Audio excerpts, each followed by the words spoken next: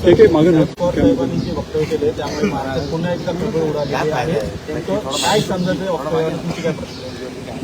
माननीय पवार साहेबांनी अजितदादा पवारांच्या बद्दल जे वक्तव्य केलं त्यामध्ये त्या वक्तव्यानं भारतीय जनता पार्टीमध्ये मोठी खळबळ उडालेली आहे. महाराष्ट्रामध्ये खळबळ उडाली असं म्हणता येणार नाही, तर खळबळ आहे, परंतु भारतीय जनता पार्टीमध्ये मोठ्या प्रमाणामध्ये खळबळ उडालेली आहे.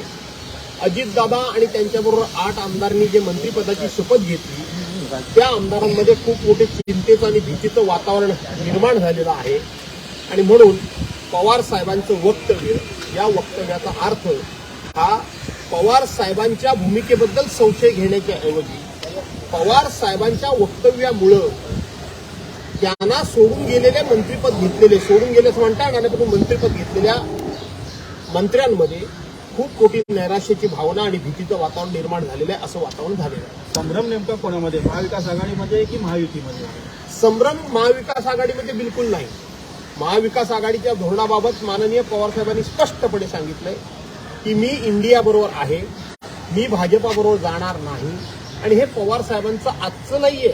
काही मुद्द्याबाबत पवार साहेबांनी कधीच खुलासा केला नाही, परंतु 1999 साली काँग्रेसमधून बाहेर पडून पवार साहेबांनी राष्ट्रवादी काँग्रेस पक्ष स्थापन केला. त्यावेळेला केंद्रामध्ये माननीय अटल बिहारी वाजपेयींचं सरकार होतं. तर पवार साहेब त्या सरकारमध्ये सामील झाले असते तर काँग्रेसवाले त्यांना दोष देऊ शकत नव्हते, कारण त्यांनी काँग्रेस सोडली होती. महाराष्ट्रामध्ये त्यांनी जर भारतीय जनता पार्टी, शिवसेना आणि राष्ट्रवादी काँग्रेस पक्ष असं जर सरकार बनवलं असतं तर त्यांना कोणी दोष देऊ शकलं नसतं, कारण ते काँग्रेस सोडली असती. परंतु आयुष्यभर त्यांनी तत्वाची लढाई लढलेली आहे आणि हे करत असताना त्यांनी अतिशय सभ्य राजकारण केलं. त्यांना कोणी त्रास दिला तरी सुद्धा ते भेटल्यानंतर त्यांच्याशी बोलणं, त्यांची भालीकुल्याची चौकशी करणं, त्यांच्याशी सौदार्याचं वातावरण ठेवणं हा त्यांचा एक स्वभाव आहे. त्यांच्यावर झालेल्या विचारांचा, संस्कारांचा तो भाग आहे. त्यामुळं जो काही संभ्रम आहे तो महायुतीमध्ये आहे.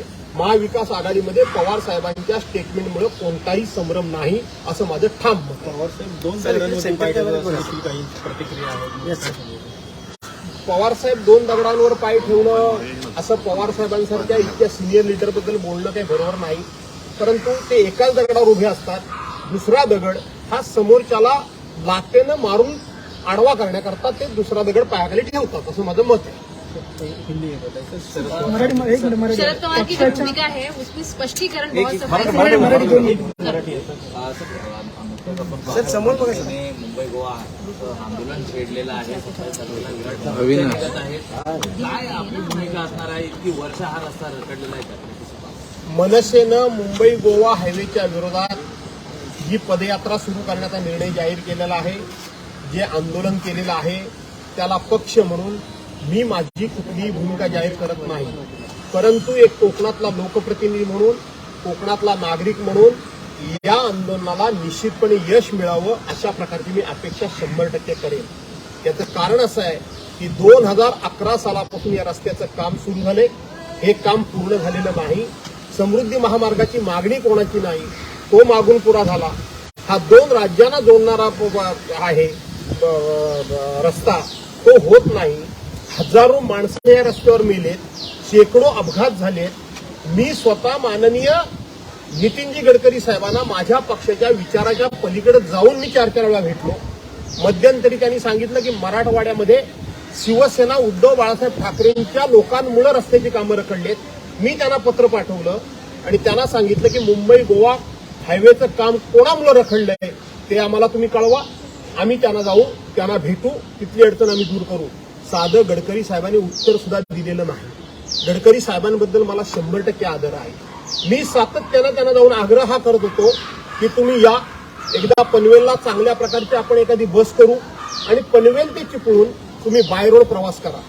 तुम्ही सांगतात ती परिस्थिती, तुम्हाला अधिकारी सांगतात ती परिस्थिती, वस्तुस्थिती काय आहे हे एकदा तुम्ही डोळ्याखालून घाला आणि मग तुम्ही ठरवा की हा रस्त्याला विरोध कमी आहे का आपलं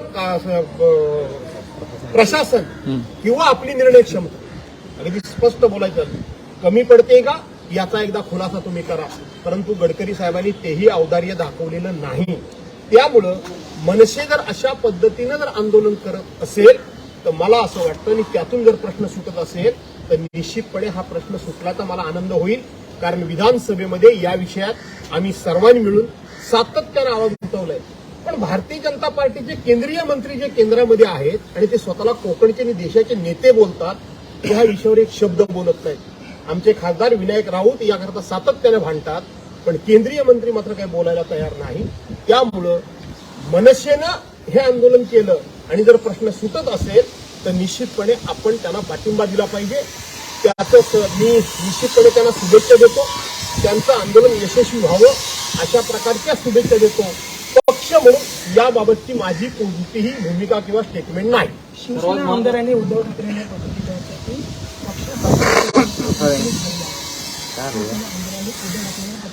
किती वर्ष पत्रकारितेत काम करता तुम्ही? मित्रा, असं आहे की जे बोलत होते की उद्धव साहेबांनी हिंदुत्व नेऊन राष्ट्रवादी काँग्रेस आणि काँग्रेसच्या मांडीवर ठेवलं. आता राष्ट्रवादी काँग्रेस कुठल्या पक्षात कुठल्या सरकारमध्ये सामील झाले? त्यांनी थुंकलेली थुंकी त्यांना चाटावी लागली. त्यामुळे त्यांनी काय उद्धव साहेबांना पत्र दिलं यापेक्षा टाकलेली थुंकी चाटावी लागली. त्यांनी खुलासा करणे गरजेचे आहे.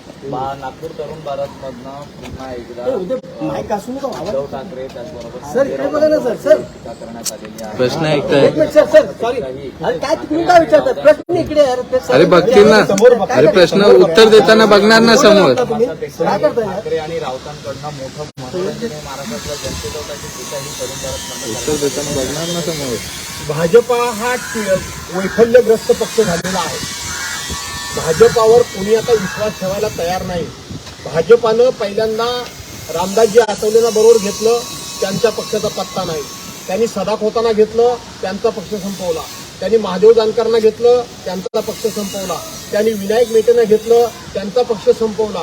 त्यांनी शिवसेनेबरोबर 30-35 वर्षाचा एक दिलदार मित्र त्याचा विश्वासघात केला.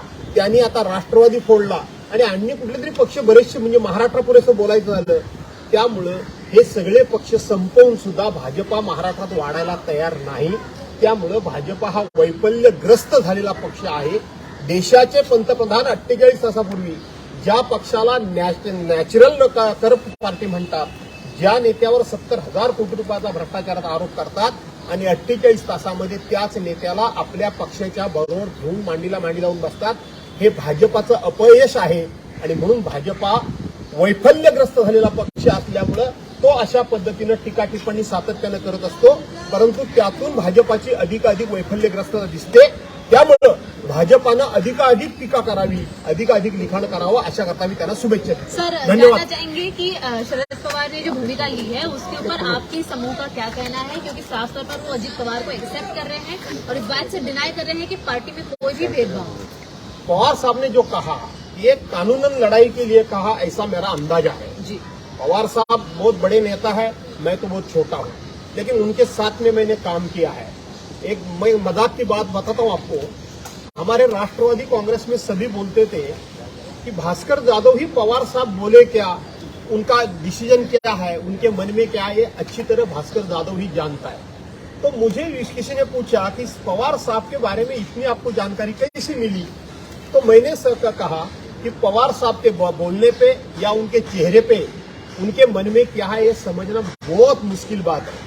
और अगर किसी की हिम्मत है तो जब पवार साहब बोलते हैं तो उनको उनके आंख में देखना चाहिए.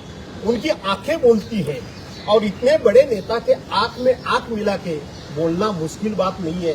तो मैं हमेशा पवार साहब के मन में क्या चल रहा है, वो क्या बोलते हैं, तो उनके आंख में पड़ता था.